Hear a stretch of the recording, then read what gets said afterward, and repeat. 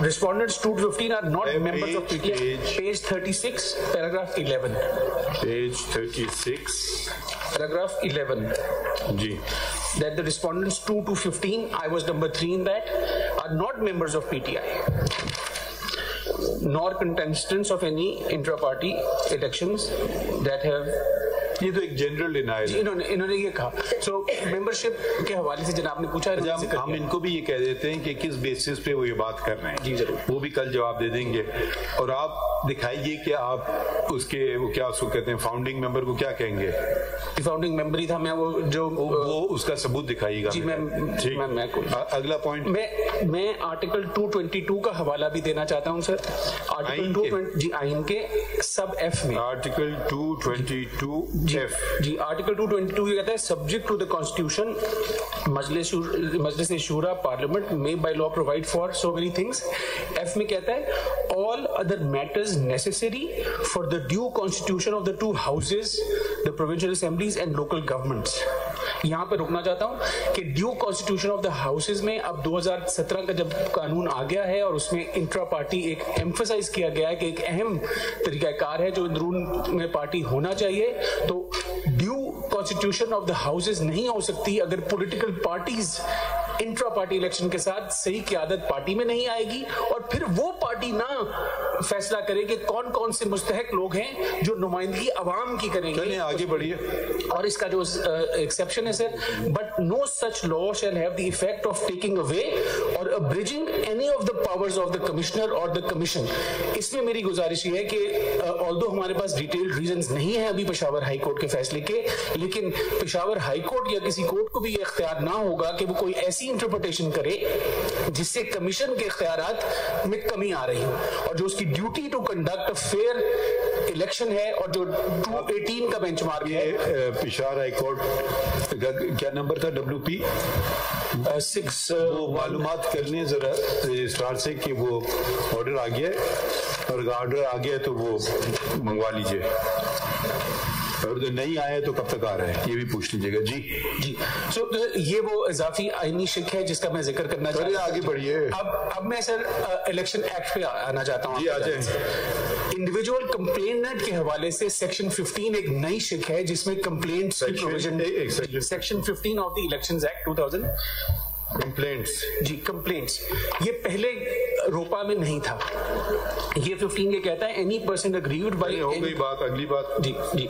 इसके बाद सर जो सेक्शंस है मैं 200 की तरफ आता हूं.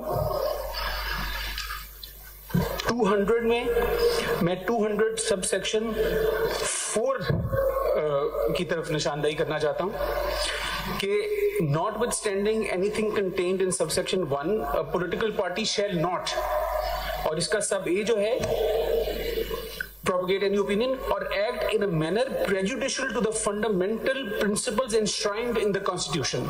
So मेरा जो proposition है for consideration of the court वो ये है कि ये fundamental principle enshrined in the constitution है कि इंट्रा पार्टी इलेक्शंस और मुस्तकिल पॉलिटिकल पार्टीज पाकिस्तान में बने ताकि जो हाउसेज हैं वो ड्यूली कॉन्स्टिट्यूट हो सकें जो अवाम की प्रॉपर नुमाइंदगी कर सकें. जी. इसके अलावा सर जो I will summarise my proposition के consequences intra party election hold ना करने के 3 हैं जो इन्विजिड हैं इलेक्शन एक्ट में. पहला सेक्शन 2025 में है जिसका एनलिस्टमेंट से ताल्लुक है. किससे? Enlistment of a political party. Registration. जी रजिस्ट्रेशन या enlistment. What is the word used in the enlistment. Enlistment. ये मैं गुजारिश करूं.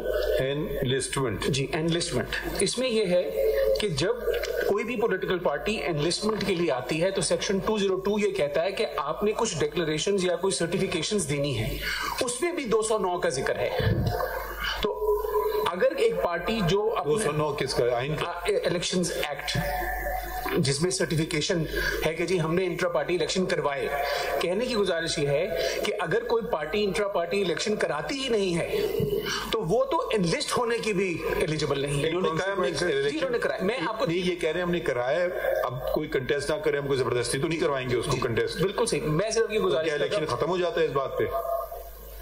जी मैं उस पर आता हूं, लेकिन मैं सिर्फ गुजारिश ये कह रहा हूं कि 3 कॉन्सिक्वेंसेज हैं vis-à-vis intra party election.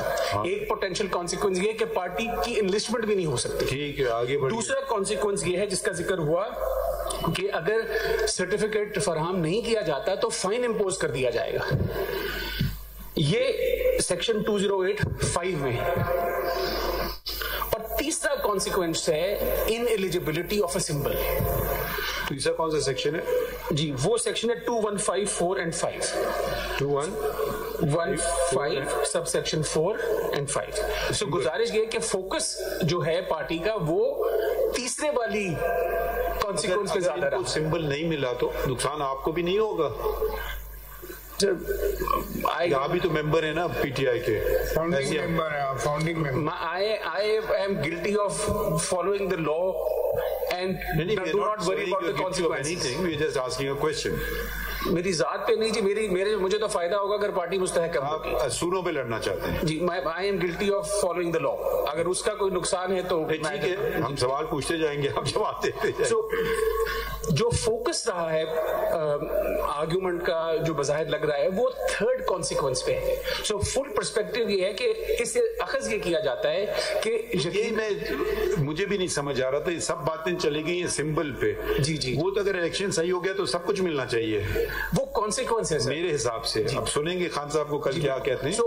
Because of the elections being near, तो मेरे ख्याल में सिंबल का फोकस है। बट कानून की मंशा ये है कि इंट्रा पार्टी इलेक्शन लाजिम है। कानून की बुनियादी मंशा है कि इलेक्शन कराओ जी, साफ शफाफ कराओ, फिर बाद में चीजें मिलती जाएंगी या नहीं मिलेंगी तुम्हें। वो तो एक तरह से सजा या जजा या सजा वाली बात आ गई ना। जी बिल्कुल। अब it is not for me, compliance वाली बात अलग है मेरे हिसाब से। जी बिल्कुल ऐसे ही।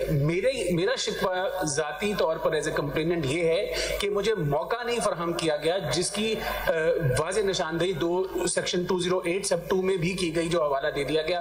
मैं उसको रिपीट नहीं करता कि हर मेंबर को ये इख्तियार है कि उसको equal proper opportunity to contest election. कोई बात। सो ये वो अजाफी प्रोविजंस है। आप इतने अरसे से पीटीआई को तंग क्यों कर रहे हैं? पीटीआई शायद मुझे तंग कर रही है सर, मैं तो अपना हक की खातिर लड़ रहा हूँ। तो ये आपकी जो कब से शुरू हो गई है? 2014 नवंबर से जी। उस वक्त क्या हो गया था 2014? उस वक्त पार्टी में फंड्स का मामला था सर। मेरा ख्याल था कि गैर कानून, उसमें प्रोहिबिटेड सोर्सेज है। फॉरेन फंडिंग तो एक जर्नलिस्टिक टर्म बन गई, लेकिन कानूनी मंशा ये थी कि प्रोहिबिटेड सोर्सेज से पैसे नहीं आने चाहिए। और प्रोहिबिटेड सोर्सेज क्या थी?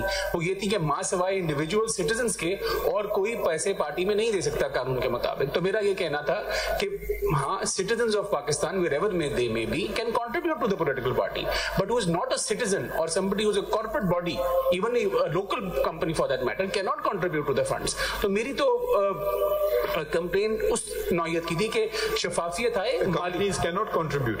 The law said ji it could not. Which section? This was section 5 and 3 of the PPO, and this is also now in sections.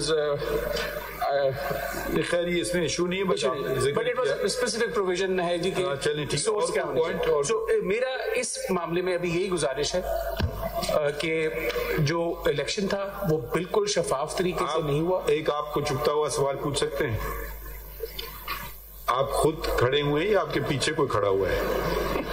खुद ही खड़े हैं जी 2014 से। अच्छा। और इसमें आपने ये सवाल पूछा है तो मैं इजाजत हमारे जहन में जो बात होती मैं तो कह देता हूँ। आपकी इजाजत है तो मैं भी कैन स्पीक फ्रीली। यस। 2014 में जब मैंने कंप्लेन की थी, उस वक्त जो भी मामलात मुहरकात थे, मेरी काविश जारी रही। I fought single-handedly against the mindset that respectfully prevailed at the election commission, the mindset that was reflecting the government of that time and the powers that be. So I have stated. किसकी हुकूमत थी? जी हुकूमत तो एक है जो हर वक्त रहती है और एक हुकूमत है जो बदलती रहती है। तो मैं तो रेगुलेटरी स्ट्रगल और सियासी स्ट्रगल और प्रिंसिपल स्ट्रगल को persistently with serious mindness pursue करता रहा हूं। और अभी भी